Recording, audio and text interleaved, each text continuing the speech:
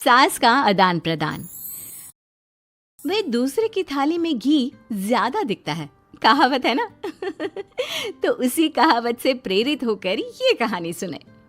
मीरा अपनी सहेली सीमा से कहती है, क्या रे सीमा, तेरे जैसी सास भगवान सबको दे। कोई रोक टोक नहीं, कोई बोलियां नहीं, आराम से रहती है और आराम से रहने देती है। एक मेरी सास है। माना कोई रोक टोक नहीं है, लेकिन दूसरी कई परेशानियां हैं जो मेरी सास के साथ है। तू नहीं समझेगी। चल अच्छा रखती हूँ, ननद आई है, उसकी खातिरदारी करनी है। मीरा सीमा की सास से काफी इम्प्रेस रहती है। फिर एक दिन सीमा मीरा के घर किसी काम से जाती है। मीरा की सास कहती है, हाँ भाई सीमा, क्या करने आई है?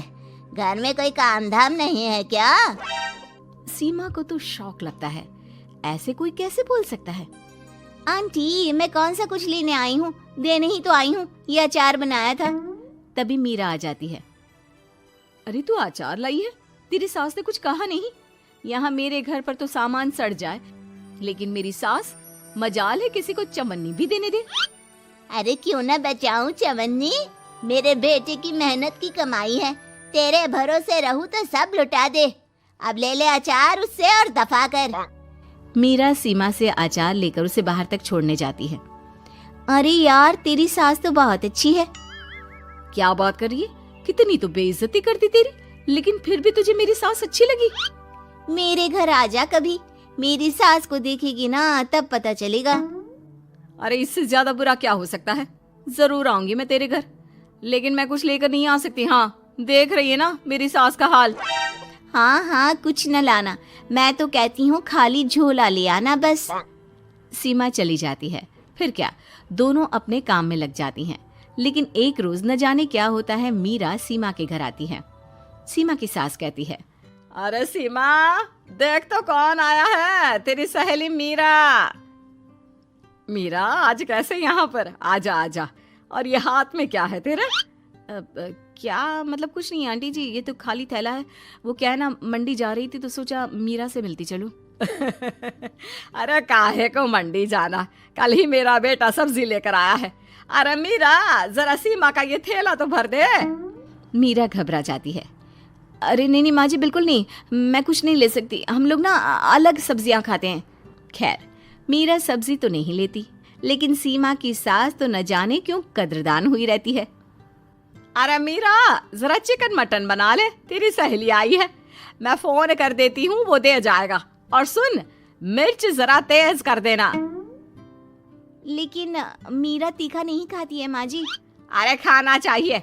अब सीसी करेगी ना तो नाक का सारा कचरा भी निकल जाएगा। हाय रे, कितनी अच्छी है तुम्हारी सास।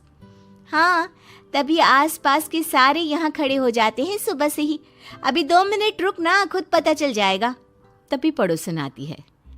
अरे बहन जी, चाय का वक्त हो गया, सोचा चली आऊं आपके घर। अरे क्यों नहीं क्यों नहीं, वो क्या है ना, बहू की सहेली आई है तो चिकन बन रहा है, वो भी लेती जाना। मैं जरा ज्यादा ऑर्डर कर देती हूँ। और हाँ बहू, पकोड़े भी तल ले चाय के साथ। जा जा मीरा बेटी, सीमा की मदद कर दे जरा। मीरा सीमा के पास किचन में जाती है, जहाँ सीमा सास को कोस रही होती है। घर में कितनी मुश्किल से सब्जी और राशन आता है, लेकिन ये नहीं समझेंगी। अरे पिछले महीने भी 2 बार राशन लाना पड़ा था, लेकिन ये है कि सच्ची यार, फिर भी तू लकी है। तेरी सास कम से कम मेरी सास की तरह तो नहीं है। मीरा कुछ देर रहकर वहां से चली जाती है। दोनों बहुएं किसी तरह सास के साथ दिन काट रही थी कि एक दिन सीमा कहती है, नहीं नहीं माँ जी, बस करिए, तंग आ गई हूँ मैं आपसे। मैं अब आपके साथ नहीं रह सकती। एक बार, बस एक बार आप मेरी सहेली मीरा की सास की तरह बनकर देखिए। अरे कितनी अच्छी इंसान है वो, कितना सोचती है घर के लिए। दूसरी तरफ मीरा, माँ जी कैसी हैं आप? कुछ तो सोचा करिए, समाज नाम की भी कोई चीज होती है। बस एक बार मेरी सहेली सीमा की सास की तरह बनकर देखिए। अरे कैसे जी जाती है जिंदगी, उन्हीं से पता चलेगा। दोनों की सास को आता है गुस्सा। अरे भाई, कोई छोटे बच्चे तो है नहीं जो किसी के साथ तुलना कर दे और वो कुछ ना कहे। मीरा की सास कहती है, मुझे तो सीमा के पास ही छोड़ा। सीमा की सास कहती है, तू ना मुझे मीरा के पास ही छोड़ दे।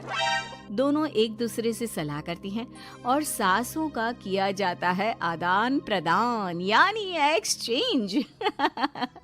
अगली सुबह मीरा की बदली हुई सास। अरे मीरा, मेरी बेटी आ रही है। मीरा को तो आदत थी कि घर का कोई भी आए दमड़ी ना निकले, ना कुछ बनाना ना कोई लेन देन। अच्छा माँ जी ठीक है, कोई बात नहीं। अरे कैसा कोई बात नहीं, अरे लाओ 16 तरह के पकवान और ननद को देने के लिए सीधा निकालो। सीधा समझती हो ना? देना लेन देन? अरे माँ जी कैसी बात कर दी। इस घर में जो कोई कुछ भी ले आए, लेकिन मजाल है घर की चवन्नी भी कहीं चली जाए। अरे ये तो परंपरा ही नहीं है इस घर की। बाकी खाना हो तो रोटी दाल बना देती हूँ। रोटी दाल तो मेरी बेटी दुख में भी नहीं खाती, तो मायके में क्यों खाए। मैं अभी चिकन मटन पनीर और दाल ऑर्डर कर रही हूँ, सब बना देना। लेकिन मेरी तो आदत ही नहीं है इतना सारा खाना बनाने की। नहीं नहीं माँ जी, मुझे तो माफ करें। अरे कैसी बात कर रहे हैं, तेरी सास की बेटी नहीं आती थी क्या?